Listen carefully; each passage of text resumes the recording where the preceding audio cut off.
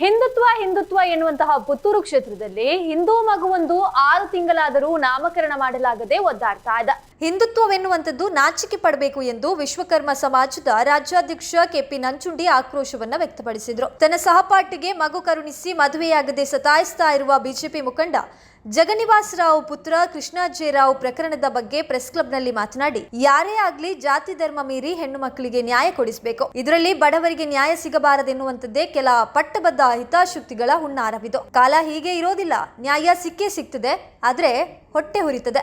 ನಾನು ಜಾತಿ ಎಂದು ಹೇಳಿದ್ದಲ್ಲ, ಬಡವರಿಗೆ ಹೀಗೆ ಆದ್ರೆ ಯಾರು ಬೇಕಾದ್ರೂ ಮಕ್ಕಳು ಮಾಡಿ ಹೋಗಬಹುದು ಎಂದಾಗ್ತದೆ ಎಂದು ವಿಷಾದವನ್ನ ವ್ಯಕ್ತಪಡಿಸಿದ್ರು. ಪ್ರಕರಣ ನಡೆದಂಥ ಸಂದರ್ಭದಲ್ಲಿ ನಿಮಗೆಲ್ಲ ಗೊತ್ತಿರುವ ಹಾಗೆ ನಾನು ಇಂಥ ಪ್ರಕರಣಗಳು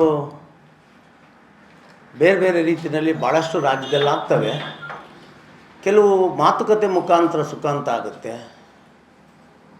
ಕೆಲವು ಮಾನವೀಯತೆ ದೃಷ್ಟಿಯಿಂದ ಸುಖ ಅಂತ ಆಗುತ್ತೆ, ಬೇರೆ ಬೇರೆ ರೀತಿಯಲ್ಲಿ ಒಳ್ಳೆಯದು ಆಗಿರೋದು ಉಂಟು.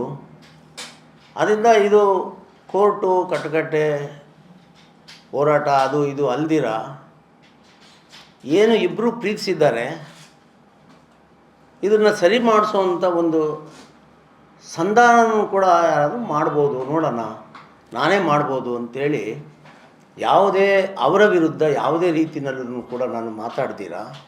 ಈ ಪ್ರಕರಣದಲ್ಲಿ ಪೂಜಾ ಆಚಾರ್ಯರು ಕೂಡ ಮತ್ತು ಕೆ ಕೃಷ್ಣ ಅವರು ಕೂಡ ಇಬ್ಬರೂ ಕೂಡ ತಪ್ಪು ಮಾಡಿದ್ದಾರೆ.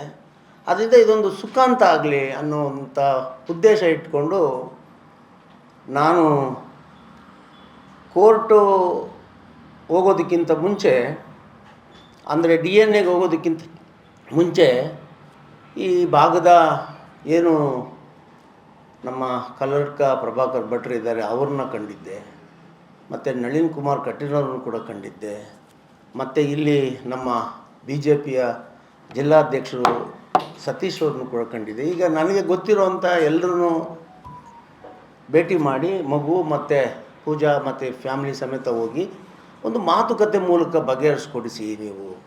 ಯಾಕಂದರೆ ಇದು ಪುತ್ತೂರು ಹಿಂದುತ್ವದ ಒಂದು ಕಳಶ ಇದ್ದಾಗೆ. ದಕ್ಷಿಣ ಕನ್ನಡ ಏನಿವತ್ತು ಹಿಂದುತ್ವ ಇದೆ ಅದೊಂದು ಶ್ರೇಷ್ಠವಾದ ಸ್ಥಳ. ಅಲ್ಲಿ ಹಿಂದುತ್ವವನ್ನೇ ನಂಬ್ಕೊಂಡಿರ್ತಕ್ಕಂಥ ವಿಶ್ವಕರ್ಮ ಸಮಾಜದ ಒಂದು ಹೆಣ್ಮಗು ಈ ಥರ ಅನ್ಯಾಯ ಆದಾಗ ಯಾರು ನಮಗೆ ರಕ್ಷಣೆ ಮಾಡ್ತಾರೆ? ಈ ವಿಶ್ವಕರ್ಮ ಸಮಾಜ ಎಲ್ಲ ಸಮಾಜಗಳ ಒಟ್ಟಿಗೆ ಈ ದೇಶದಲ್ಲಿರ್ತಕ್ಕಂಥ ಎಲ್ಲ ಗುಡಿಗೋಪುರಗಳನ್ನು ಎಲ್ಲ ಸಾಂಸ್ಕೃತಿಕತೆ ಇನ್ನೊಂದು ಮುಖವಾಗಿ ಕೆಲಸ ಮಾಡಿರೋ ನಮ್ಮ ಸಮಾಜನ ಈ ಥರ ಆಗೋಯ್ತು. ನಮ್ಮ ಸಮಾಜಕ್ಕೆ ಇದು ತುಂಬ ಬೇರೆ ಬೇರೆ ರೀತಿ ಅರ್ಥ ಆಗುತ್ತೆ. ಎಲ್ಲರೂ ಸೇರಿ ಒಂದು ಸುಖಾಂತ್ಯ ಮಾಡೋಣ ಅಂತ ನಾನು ಭಾಳ ಪ್ರಯತ್ನ ಪಟ್ಟೆ. ಆಗ ಬಂದಿದ್ದು ಏನಪ್ಪ ಅಂತ ಹೇಳಿದ್ರೆ, ಆ ಮಗು ನಂದೇ ಅಲ್ಲ, ಅವರು ಸುಳ್ಳು ಹೇಳ್ತಾ ಇದ್ದಾರೆ, ನಮ್ಮನ್ನು ಬಲಿಪಶು ಮಾಡ್ತಾ ಇದ್ದಾರೆ.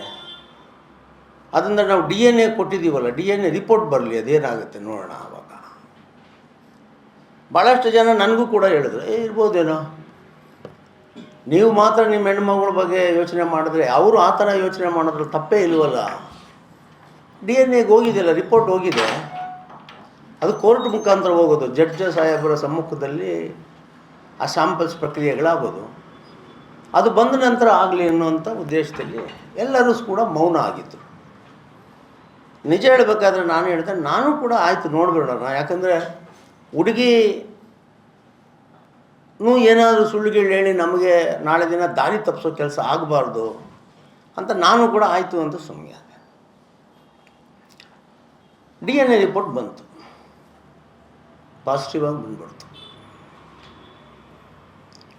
ಪೂಜಾ ಆಚಾರ್ಯ ಏನು ಮಗ ಇದ್ದಾನೆ, ಅದರ ತಂದೆ ಜೆ ಕೃಷ್ಣ ಅಂತಲೇ DNA ರಿಪೋರ್ಟ್ ಬಂತು. ಅದು ಪೊಲೀಸ್ ಇಲಾಖೆ ಮೂಲಕ ಸ್ವತಃ ಪುತ್ತೂರಿನ ಇನ್ಸ್ಪೆಕ್ಟ್ರೇ ಇವರಿಗೆ ಮನವರಿಕೆ ಮಾಡಿದ್ರು. ಈಗ ಅದು ಪಬ್ಲಿಕ್ ಡೆಮೋದಲ್ಲಿ ಸಿಕ್ಕುತ್ತದಲ್ಲ. ಆಗ ನಮಗೊಂದು ಆಸೆ ಆಯಿತು, ಓಕೆ ಮಗು ಅವ್ರದ್ದೇ ಆಗೋಯ್ತು ಅಂದಮೇಲೆ ಮದುವೆ ಆಗ್ಬೋದು. ಈಗ ಏನಾದರೂ ಮನಸ್ತಾಪ ಇರಲಿ, ಮದುವೆ ಆಗ್ಬೋದು. ಇದು ನಮ್ಮ ನಾವೇನು ಅಂದ್ಕೊಂಡಿದ್ವಿ ಅದೆಲ್ಲ ಉಲ್ಟಾ ಆಗೋಯ್ತು. ಈಗಲೂ ವಾದ ಮಾಡೋಕ್ಕೆ ಶುರು ಮಾಡಿದ್ರವ್ರೇ, ಸಾಧ್ಯನೇ ಇಲ್ಲ, ನಂದೇ ಮಗುವಲ್ಲ ಅನ್ನೋ ಥರ ಶುರು.